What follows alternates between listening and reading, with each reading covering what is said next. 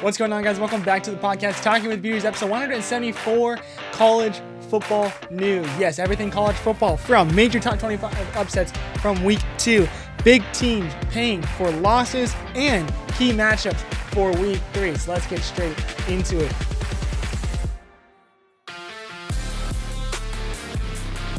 So we'll start off with some news that happened throughout the week. NCAA has agreed to a one-window transferring window in January. This will be right before pretty much the end of the playoffs and things like that.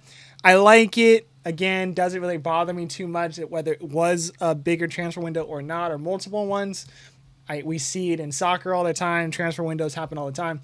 This will be the only time that players can use this transfer window like we have seen in the past. There will be other things like normal transferring, like a normal student. But as a college athlete, this will be the only time to have the opening windows in January. UNLV quarterback Alex Orji, he is a transfer from Michigan this upcoming year. He will be out for the rest of the season due to injury. So that's tough news there for UNLV. I know they were really high on Alex Orji being the quarterback this season. Colorado announced their quarterback for the upcoming week against Houston will be Ryan Staub, I think is how you say it. He will start over Caden Salter and Julian Lewis, who were quarterbacks 1 and 2 going into the season. Staub actually had not much action. He came in as a third string against Delaware this past weekend, where Colorado obviously did beat Delaware at home. But Staub, 7 of 10, 2 touchdowns, maybe Coach Prime sees something in there, potential against Houston, but they're actually not a favorite in that game. So I don't know how Colorado's going to do this upcoming week. That game is on Friday, though, so I'm kind of interested to see how Staub does with the Buffaloes, and maybe we see Salter and Lewis get in there anyways, but at least the starter will be Ryan Staub. Michigan head coach Sherrone Moore will be now serving a self-imposed 2-game suspension. The next 2 games will be intern head coach Biff Bogie, I think is how you say it, or Poggi. He was the head coach over at Charlotte most recently. Losing record over there. I'd figure he's not going to do too much when it comes to being the play calling and a lot of decision making for Michigan the next 2 games, but the next 2 games aren't really that bad for Michigan to worry about, so we'll see what happens with that. Now let's get into score recaps. We'll start off with one of the biggest upsets, Mississippi State hosting number 12 Arizona State. They beat them at home 24-20. A nice big play by the Mississippi State Bulldogs on the pretty much the last play of the game. Really blown coverage from Arizona State. Not a good game overall from the Sun Devils. Obviously, I'm a Sun Devils fan, so it really pained me to watch this game. The comeback looked like it was evident. They took the lead. Unfortunately, was not able to get into the touchdown in the red zone on the 3-yard line. They went 0 for 3, kicked the field goal to take the lead. That's fine. Defense, though, blew it on a blown coverage.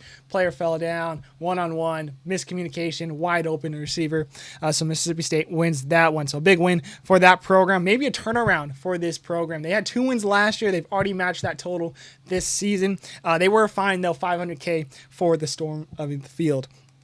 We'll move on. Number 6, Oregon hosting Oklahoma State. They smoked them 69-3. Don't poke the bear, Mike Gundy. That's all I got to say there. Troy ended up putting the scare on number 8, Clemson. They did end up losing, though, 27-16, but a really good game from the Troy Trojans. Definitely worth noting. Clemson, though, I don't know if they're going to be a top dog based off the first 2 games of the year. South Florida goes down to the Swamp to number 13 Florida and upsets on a walk-off field goal, 18-16. They were paid $500,000 to come in and win that game.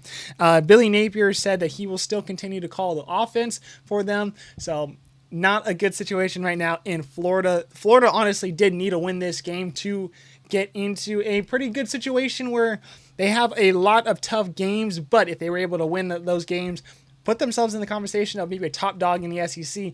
Unfortunately, now they're 1-1. They're going into the toughest schedule left in the whole country. And now that they are, spoiler alert, unranked, going into those games, it's going to be a lot tougher for the Gators. For USF, though, this is very impressive. They beat Boise State at home, a top 25 school to start the year. They go into the Swamp and beat a top 13 team in the country. And yes, game was close, 18-16, but to be able to do that on the road, back-to-back weeks, top 25 upsets, very happy to see that the Bulls are doing something now. They're going to be the dark horse right now when it comes to top group of 5 schools to make it in. I definitely would not be surprised to see USF get into that playoffs as long as they keep it up. Their rest of the schedule should not be too much of a problem. Obviously, there's going to be a couple of games that are going to be close. As long as they win, they're in. So they're controlling their own destiny for the rest of the season.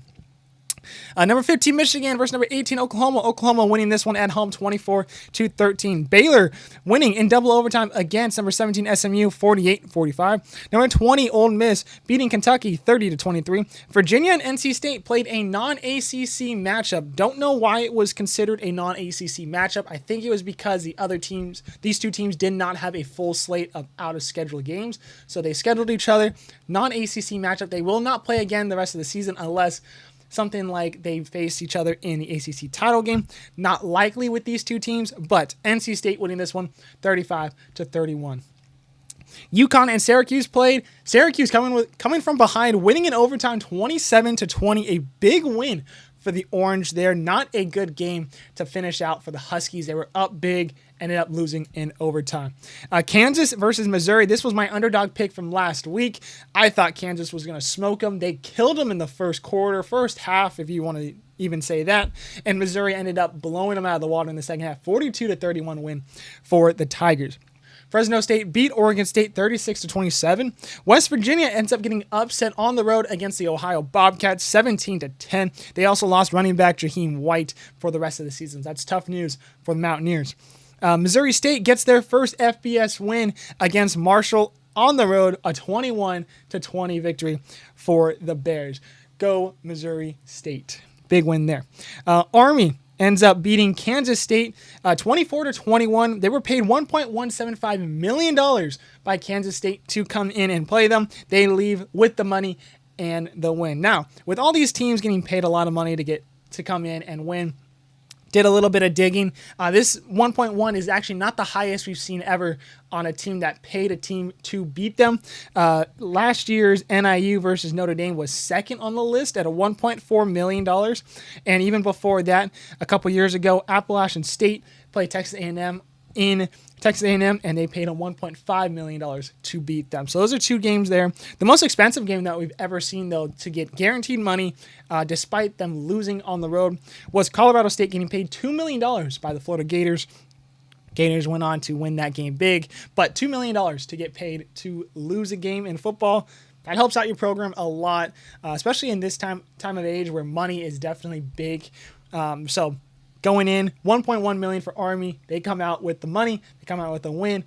Big for the Army team. Last two games, UCLA just came up short on the comeback against UNLV, a 30-23 loss. And Boston College lost to Michigan State 42-40, an overtime game, a really good shootout game between those two offenses. Now, with that being said, here are the top 25 for the week 3. Ohio State, Penn State, LSU, all stay put at 1, 2, and 3. Oregon gets a +2 to 4. Miami stays put at 5. Georgia drops 2 spaces to 6. Texas stays put at 7. Notre Dame up to 8. Illinois up 2 to 9. Florida State up 4 to 10. South Carolina drops 1 to 11. Clemson drops 4 to 12. Oklahoma gets a +5 to 13. Iowa State gets a +2 to 14. Tennessee gets a +7 to 15. A&M gets a +3 to 16. Ole Miss gets a +3 to 17. USF goes from unranked to 18. Alabama gets a +2 to 19. And Utah gets a +5 to 20. Texas Tech gets a +3 to 21. Indiana gets a +1 to 22. Michigan drops 8 to 23. Auburn and Missouri go from unranked to 24 and 25. Now with 3 unranked teams getting into there, who dropped out? Number 12 was Arizona State. Number 13 from Florida. And number 17 was SMU. So those were the 3 teams to drop out.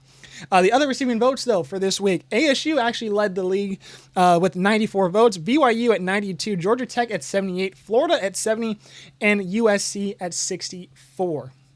Now let's get into underdog picks. Last week, we already mentioned Kansas was my pick. 6.5-point underdog. Ends up blowing that game big time to Missouri. 42-31 loss. So this week, to get myself points on the leaderboard here, I got number 18 USF at a 17.5-point underdog against number 5 Miami. Yes, This is tough to ask the Bulls to win 3 games against top 25 schools. As I mentioned earlier, yes, I forgot that this game was on the schedule for USF. I was looking at the conference scheduling. The conference schedule should be fine. This game is going to be tough, though, for USF. If they lose this game, I do not think they should drop out of the rankings, depending on how bad the game results in. I think USF keeps it close. I think there's a good chance USF does win this game. I'm going to be rooting for the Bulls, but 17.5, that's a lot of points to the Hurricanes. Definitely a tough one to overcome for sure. That one's on Saturday, 1:30 p.m. on the CW network, which why is that on the CW network? I have no clue, but really good matchup between those two. That is actually one of my games to watch this weekend. So games to watch this weekend, we got 6 games to talk about real quick and give out a pick. For that one, my pick is USF over Miami. I don't think it's very likely, but that's who I'm going to be rooting for. I would love to see the Bulls make an awesome underdog story here. Other games to watch now. Number 12, Clemson versus Georgia Tech. That's 9 a.m. on ESPN. I got Georgia Tech. I'm high on Georgia Tech this year. I think Georgia Tech has a good chance to be an ACC top dog. Now, will they win the ACC? I don't know, but I do not like how Clemson's form has been. I think Georgia Tech at home could definitely expose that. So I got the Yellow Jackets there. Wisconsin versus number 19, Alabama, 9 a.m. on ABC. Alabama, they have a lot to really kind of figure out when it comes to how they're going to perform offensively. They look good against Louisiana Monroe, but yet again, that's Louisiana Monroe.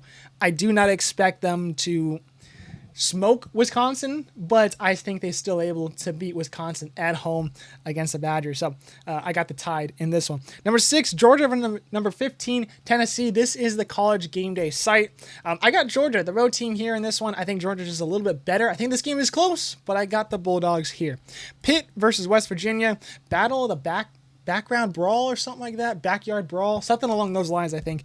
I got Pitt. West Virginia coming off a tough loss. I think Pitt is able to get this done. Yes, it's on the road. It's a rivalry game. Anything can happen. So I got the Panthers in a close game. And the last one, number 16, Texas A&M versus number 8, Notre Dame. That's 4:30 p.m. on NBC.